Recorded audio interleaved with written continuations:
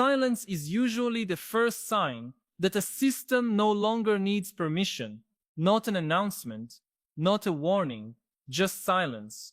While people continue their daily routines, something fundamental has already shifted beneath the surface.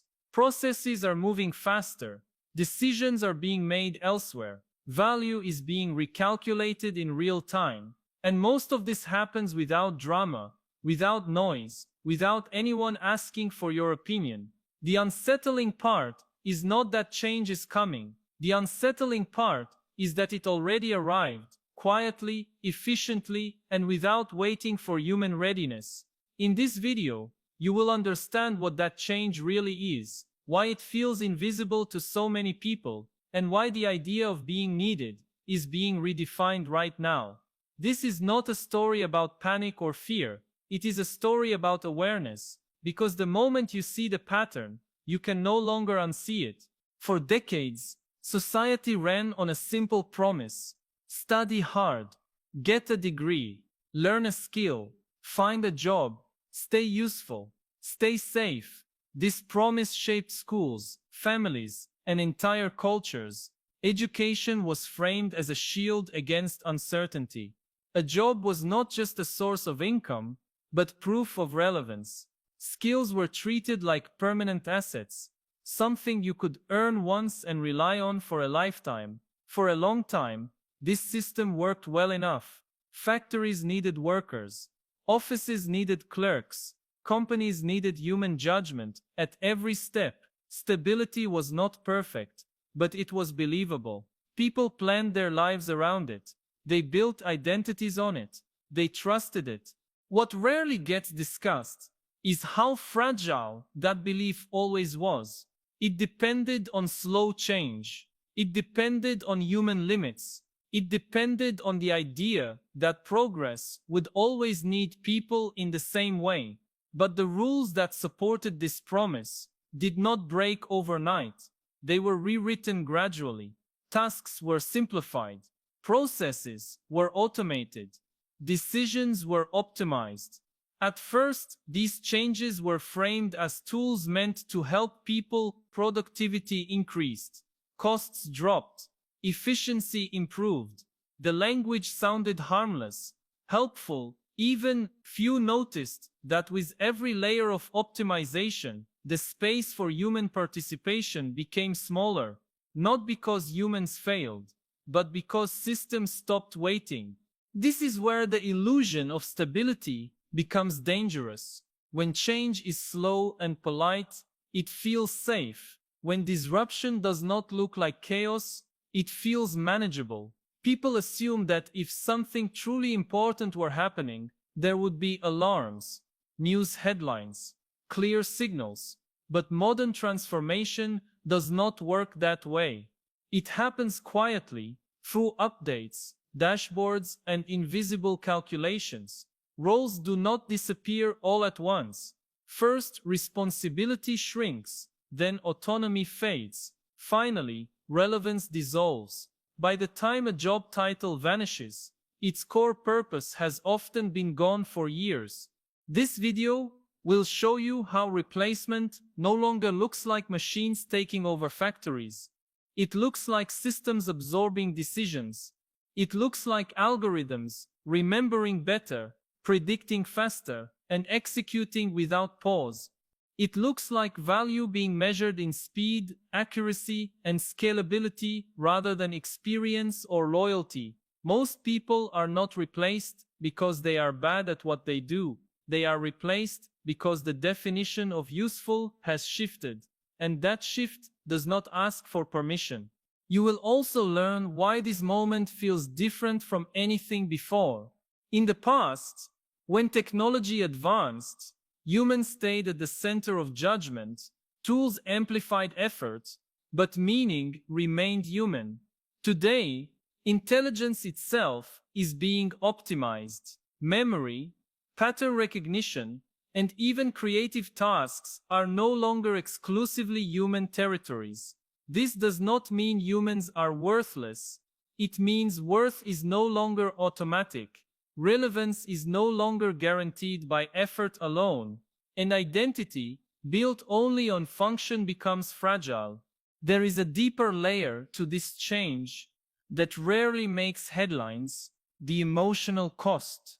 When people feel needed, they feel anchored. When usefulness fades, confusion grows, anxiety follows, not because survival is immediately threatened, but because meaning starts to slip.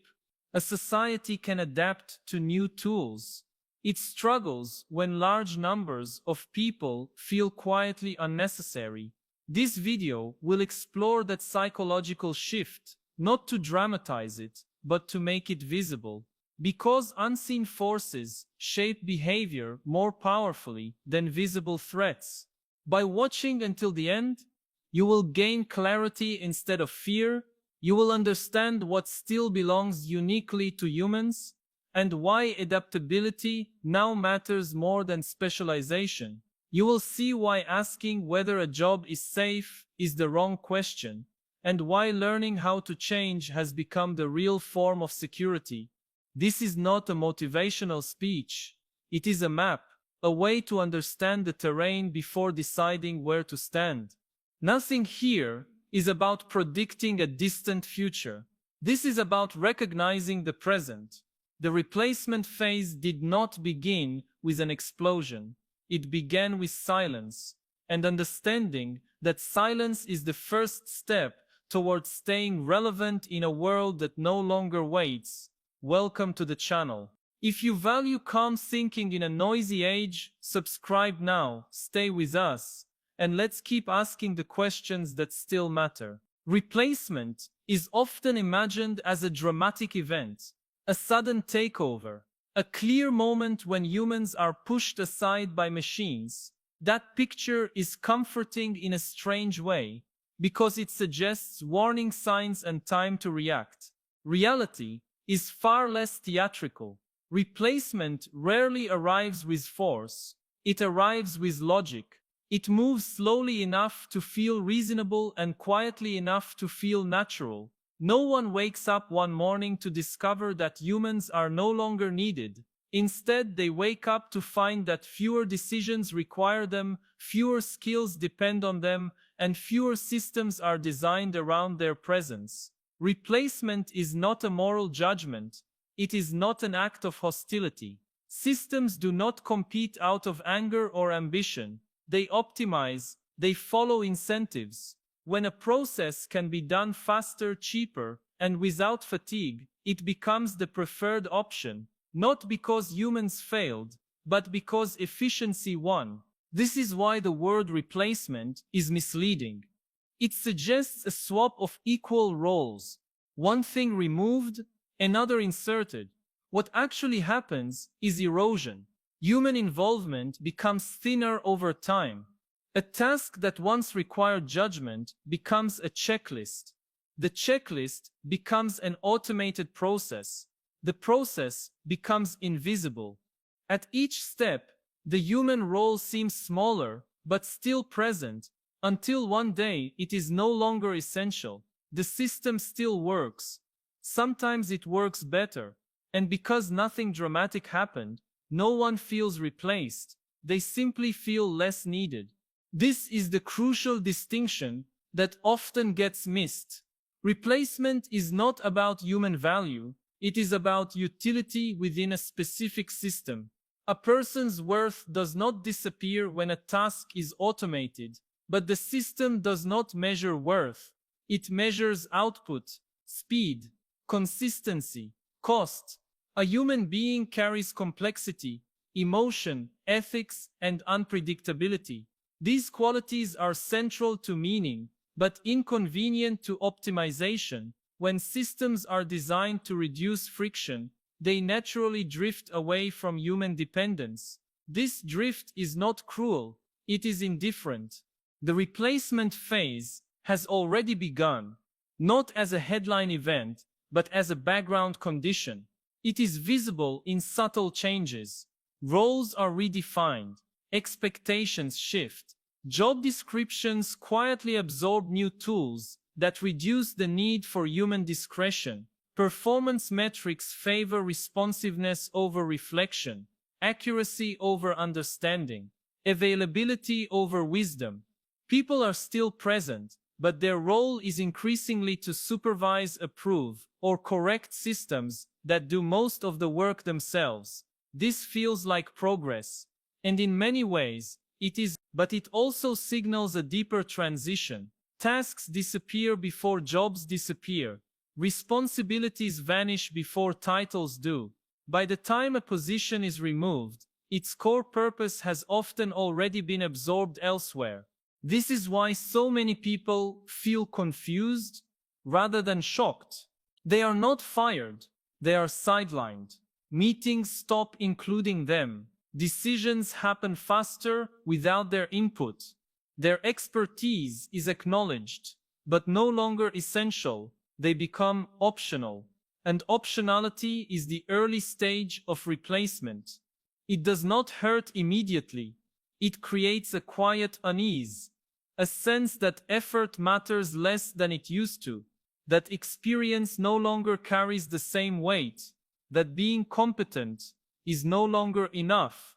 The most important thing to understand is that this is not a future prediction, it is a present condition.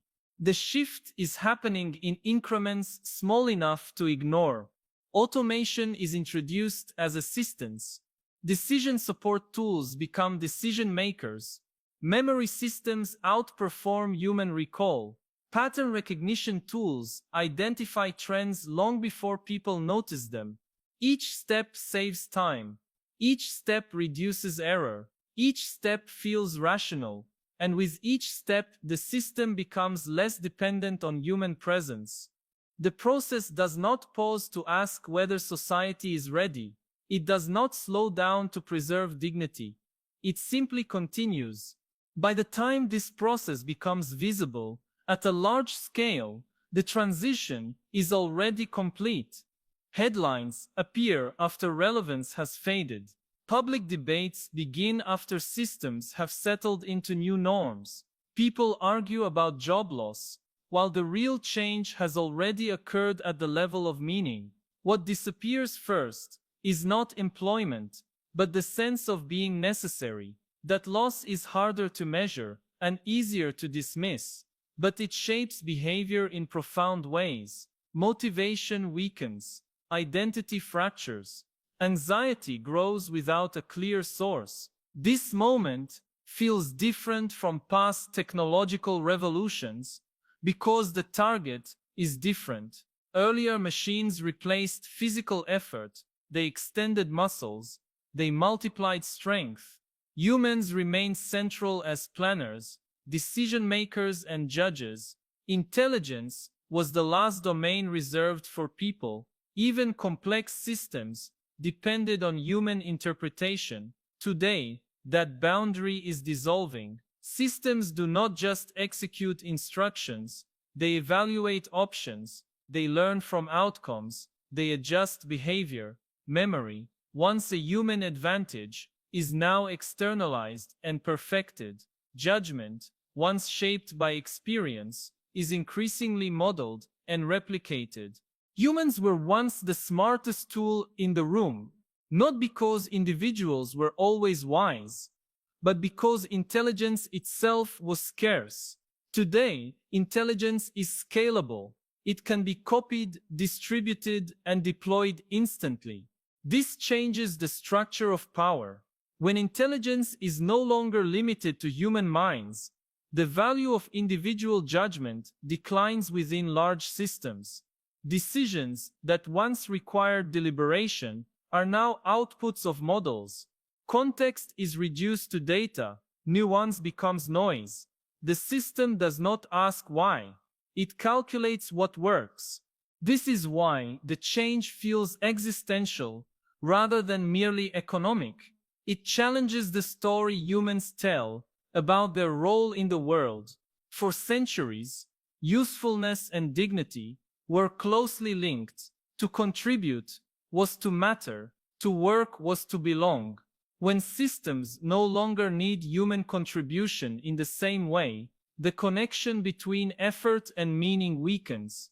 This does not mean humans lose intrinsic value, but intrinsic value is not how systems operate. Systems reward function, they do not recognize purpose, unless it can be translated into output. The quiet nature of this transition makes it especially difficult to respond to. There is no enemy to oppose, no single invention to ban, no moment to resist. The logic of optimization is persuasive. It promises efficiency, growth, and convenience, and it delivers. The cost is not immediately visible. It accumulates slowly, in the background, as human roles become narrower and more fragile. Flexibility is praised, but stability erodes. Lifelong learning is encouraged, but direction becomes unclear. People adapt constantly, without knowing what they are adapting toward. Another reason this feels unprecedented is speed. Past revolutions unfolded over generations. Skills became obsolete slowly enough to be replaced by new ones. Social structures had time to adjust. Today, the pace is compressed. A skill can lose relevance within years, sometimes months. Systems update continuously. What was valuable yesterday may be optional tomorrow. This creates a permanent state of transition. There is no stable ground to stand on. Only movement. For some, this feels exciting. For many, it feels exhausting. It is important to understand that systems do not aim to eliminate humans. They aim to minimize uncertainty. Humans are unpredictable. They get tired. They disagree. They bring ethics, emotions, and context that slow down processes. In areas where speed and consistency matter more than interpretation, humans become liabilities rather than assets.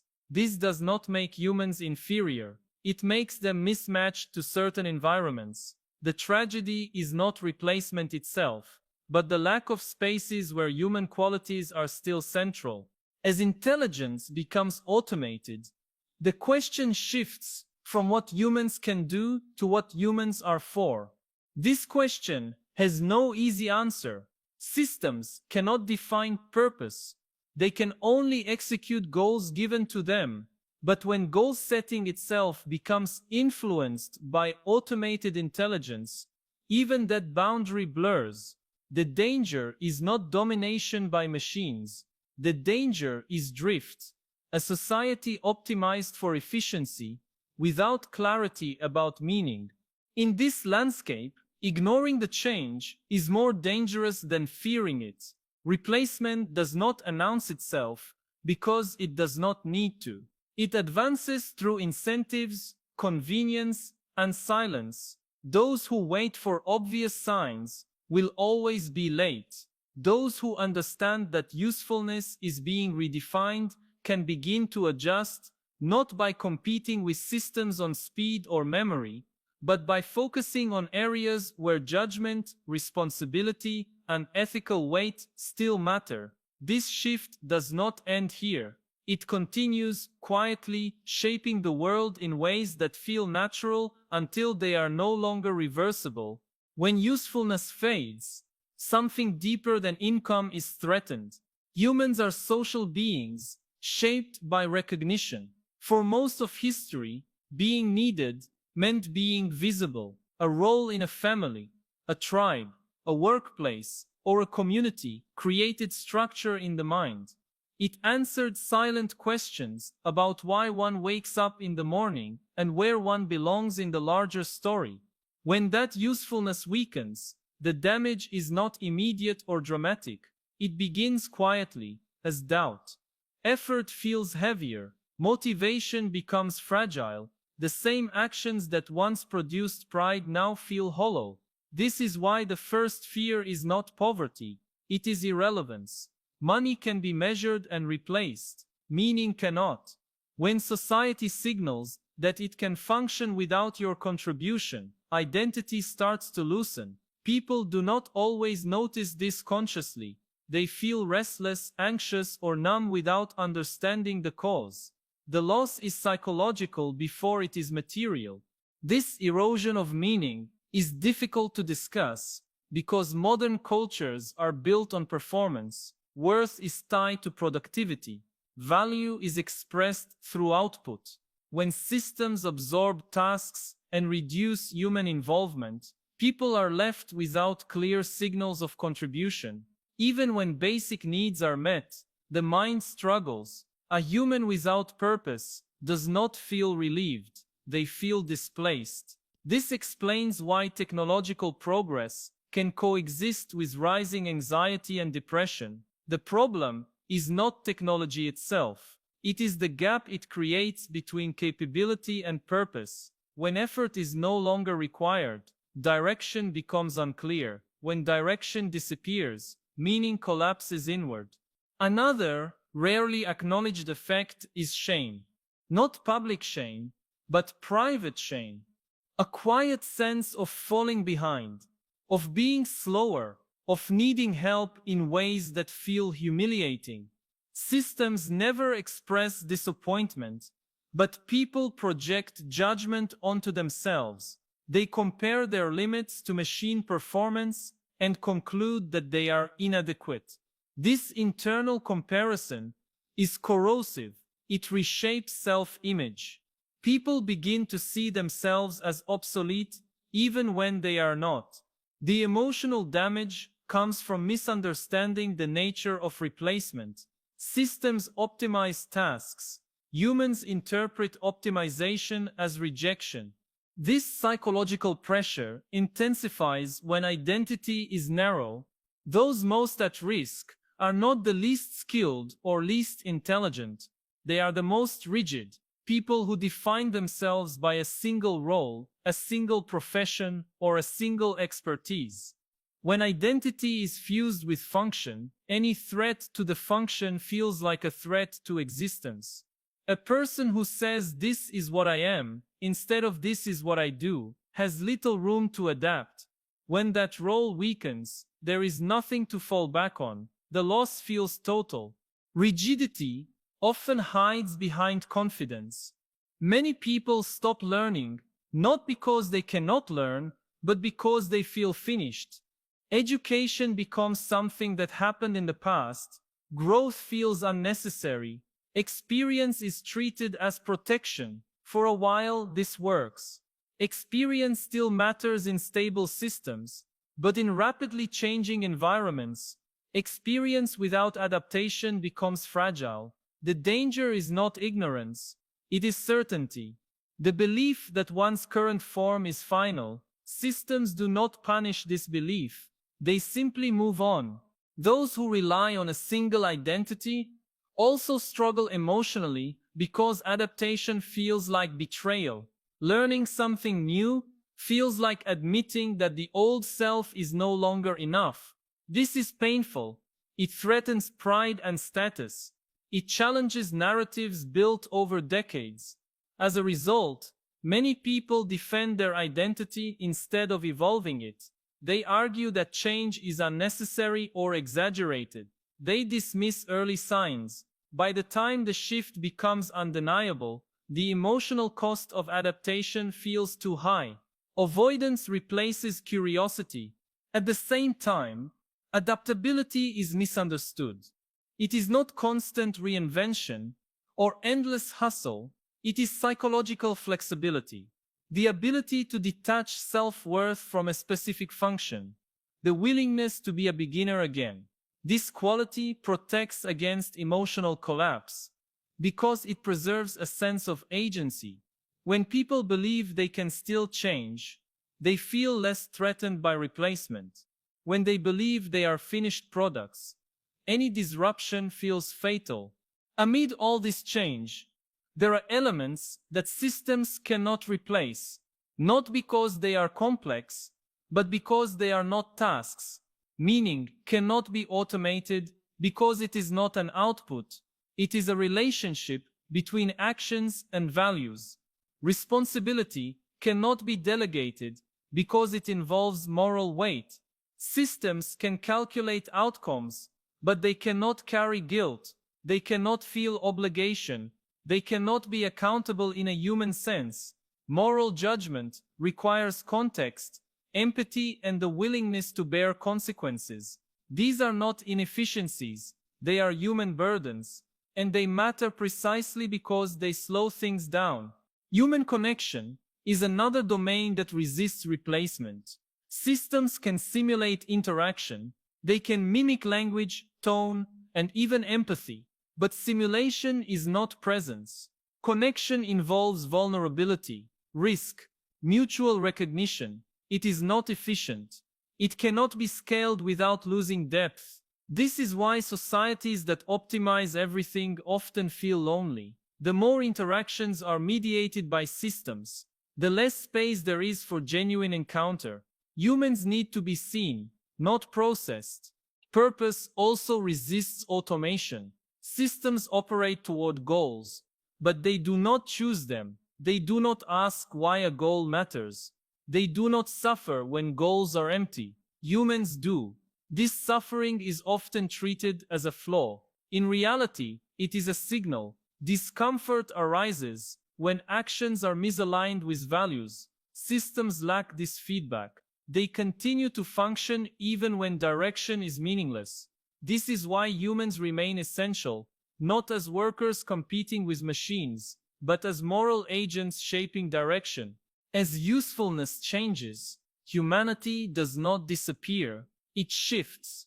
The danger lies in clinging to old definitions of value while the environment evolves. Emotional collapse happens when people believe that being needed in a narrow technical sense is the only way to matter. When that belief dissolves, despair follows.